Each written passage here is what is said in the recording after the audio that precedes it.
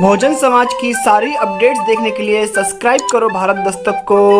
और दोस्तों दबाओ ये नोटिफिकेशन बेल हमारी वीडियो सबसे पहले देखने के लिए। तो कैसी है मेरी बहुजन आर्मी में बहुजन बॉय सुमित, आप सभी का बहुत बहुत स्वागत करता हूं। तो चलिए स्टार्ट करते हैं बहुजन समाज की कुछ लेटेस्ट सोशल मीडिया और यूट्यूब की अपडेट। सबसे पहली अपडेट निकल कर आ रही है आजाद समाज पार्टी की तरफ से। हाँ भाई, चंद्रशेखर भाई की तरफ से बहुत बड़ी अपडेट निकल कर आ रही है। उनका इंटरव्यू लिया शंभू भाई ने, नेशनल दस्तक वाले, और इंटरव्यू में सबसे बड़ी बात जो जानने को मिली वो ये है कि भाई आजाद समाज पार्टी आने वाला कोई भी जो पहला चुनाव होगा, जैसे कि अभी बिहार, एमपी और यूपी में भी पंचायत चुनाव है, कई सारे चुनाव है, सारे चुनाव लड़ेगी आजाद समाज पार्टी। तो ये बात खुद चंद्रशेखर भाई ने बताई है इंटरव्यू में, तो ये वीडियो देखो। बिहार में तैयारी हो चुकी है, उत्तर प्रदेश में भी उपचुनाव है उसकी भी तैयारी चल रही है, और मध्य प्रदेश में भी चल रही है। तो जिन सीटों पे, क्योंकि हम जो हैं बीजेपी को जिताने के लिए नहीं जाएंगे, जहाँ जहाँ बीजेपी को हरा सकते हैं उन सीटों पे हम लोग चुनाव लड़ेंगे। जहाँ जहाँ हमारी संगठन मजबूत हो जाएगा वहाँ उन सीटों पे चुनाव लड़ेंगे और प्रयास करेंगे कि बीजेपी को सत्ता से बेदखल करवाएं। बहुत क्रेज है युवाओं में आपका, और खासकर एक बड़ा फैक्टर है मुस्लिम शेड्यूल कास्ट के लोग और ओबीसी के युवा भी आपसे जुड़ रहे हैं। अलायंस की पॉलिटिक्स में जाएंगे आप? गठबंधन करेगी आपकी पार्टी चुनाव में? जिन जिन राज्यों में चुनाव हो गठबंधन के दरवाजे खुले रहेंगे? ये आने वाला समय तय करेगा। पूरा वीडियो देखना चाहते हो तो कमेंट बॉक्स में इसका लिंक है। तो भाई चंद्रशेखर आजाद जी ने इस इंटरव्यू में यह भी बोला है कि जिस प्रकार से भाजपा शासित राज्यों में दलितों के ऊपर दिन रात अत्याचार हो रहा है, एट्रोसिटीज बढ़ रही है, इन सबसे पीछा छुड़वाने के लिए आजाद समाज पार्टी को सत्ता में लाना होगा। और इस वीडियो में उन्होंने भाजपा के ऊपर तंज भी कसा है। उनका कहना था कि जिस प्रकार से 5 अगस्त को राम जन्मभूमि का भूमि पूजन हुआ, वहां पर देश के महामहिम राष्ट्रपति रामनाथ कोविंद जी को नहीं बुलाया गया क्योंकि वो जाति से दलित है। इसीलिए इससे भाजपा की जातिवादी दलित विरोधी मानसिकता सामने आती है, ऐसा उन्होंने कहा है। पूरा इंटरव्यू जाके जरूर देखिएगा। और क्या आप लोग आजाद समाज पार्टी को वोट दोगे तो नीचे कमेंट करके बताओ। स्टोरी निकल कर आ रही, वो आ रही है धाकड़ टीवी के जो एंकर है अरुण गौतम जी और प्रशांत बौद्ध जी की तरफ से। इन दोनों ने मिलकर एक वीडियो बनाया है जिसमें बताया है कि राम मंदिर बनने से देश में कोई भी समस्या हल नहीं होने वाली। भाई देश में राम मंदिर को छोड़ दे तो हजारों लाखों मंदिर है, क्या देश की समस्या हल हो गई? क्या देश से कोरोना निकल गया? क्या भूखमरी मिट गई? क्या जातिवाद मिट गया? बल्कि इन मंदिरों के कारण तो और जातिवाद होता है देश में, ऐसा प्रशांत बौद्ध जी का कहना है। और उन्होंने एक बहुत बढ़िया शायरी भी बोली है इसके लिए, तो ये वीडियो देखो।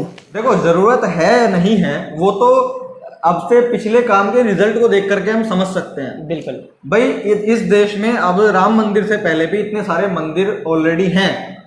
जब उनके होने से इस देश की 1% भी कोई प्रॉब्लम सॉल्व नहीं होती है, तो ऐसी पेंडेमिक के टाइम में और इतने सारी प्रॉब्लम्स के होने के बावजूद भी राम मंदिर उसका सॉल्यूशन कैसे हो सकता है?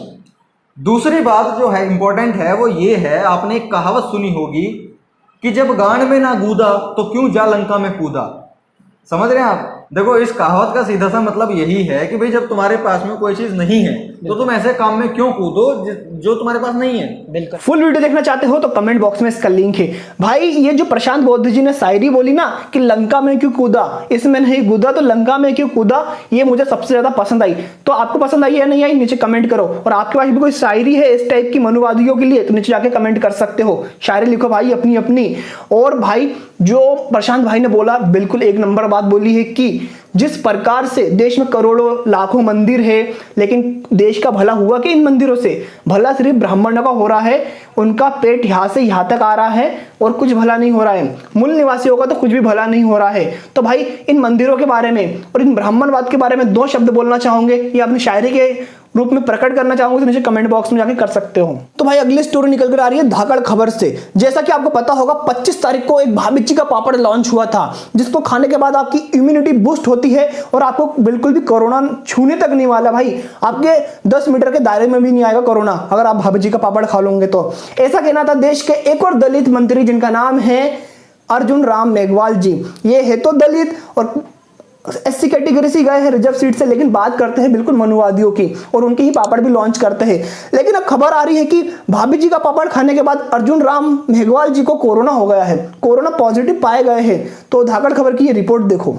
तो अब खबर ये आ रही है कि दूसरों को भाभी जी का पापड़ खिलाकर कोरोना से डरने की सलाह दे रही या पापड़ का प्रचार कर रहे मोदी सरकार के मंत्री अर्जुन राम मेघवाल कोरोना पीड़ित हो गए हैं। जी हाँ, खबर यही है भैया, पापड़ काम नहीं आया महाराज जी के। पापड़ काम नहीं आया मंत्री जी के। मंत्री जी जो हैं बीमार हो गए, शायद भैया जी का पापड़ खाया होता तो ज़्यादा अच्छा रहता, वो मजबूती से काम करता। भाभी जी का पापड़ खाया तो शायद इसलिए हल्का रह गया, कोरोना से लड़ नहीं पाए हैं। मुझे लगता है मैं बताऊं कि कैसे उन्होंने अपने कोरोना की जानकारी दी है। उससे फुल वीडियो देखना चाहते हो तो कमेंट बॉक्स में इसका लिंक है भाई। तो एक बात तो जनहित में जारी है कि भाभी जी की पापड़ से घंटा कुछ नहीं होने वाला, ना ही आपकी इम्यूनिटी बूस्ट होने वाली है, ना कोई फर्क पड़ने वाला है।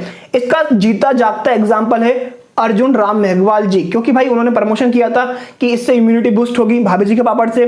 उन्होंने खाया भी बहुत दबा दबा के होगा, लेकिन भाई फिर कोरोना पॉजिटिव पाए गए। तो मतलब साफ है ना, भाभी जी के पापड़ किसी काम का ही नहीं है। भाभी जी बेचारी प्रमोशन करा के और रो रही होगी कि उनका ब्रांड का मट्टी पलित हो गया भाई पूरा।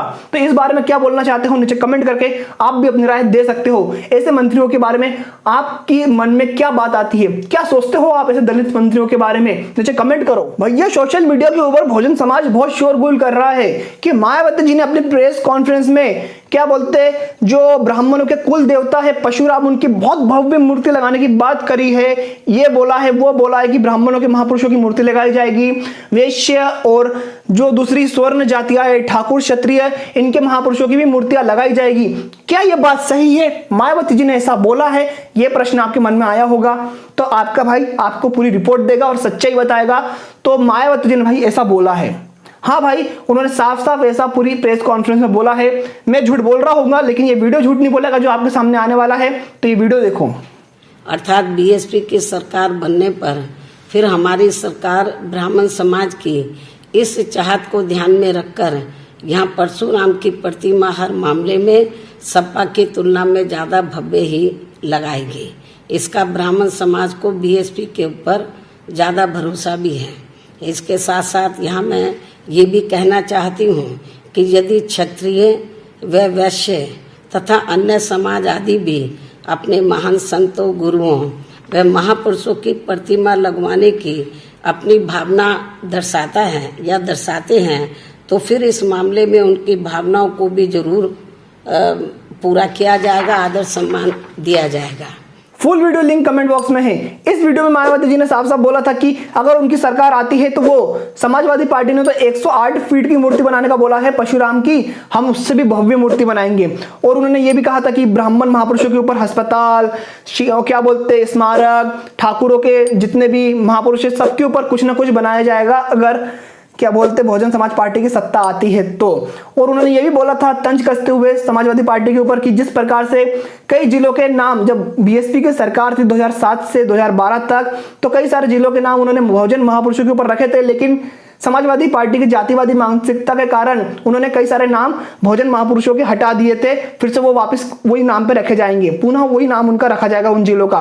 तो ऐसी कई सारी बातें करी थी इस प्रेस कॉन्फ्रेंस में, लेकिन सबसे बड़ी बात यही थी कि मायावती जी ने भी ब्राह्मण महापुरुषों के बारे में ये बड़ी बात बोली थी कि उनकी भी मूर्तियां, उनके भी स्मारक बनाए जाएंगे, परशुराम की भी बनाए जाएंगे, इसके भी बनाए जाएंगे, उसके भी बनाए जाएंगे, सबके बनाए जाएंगे।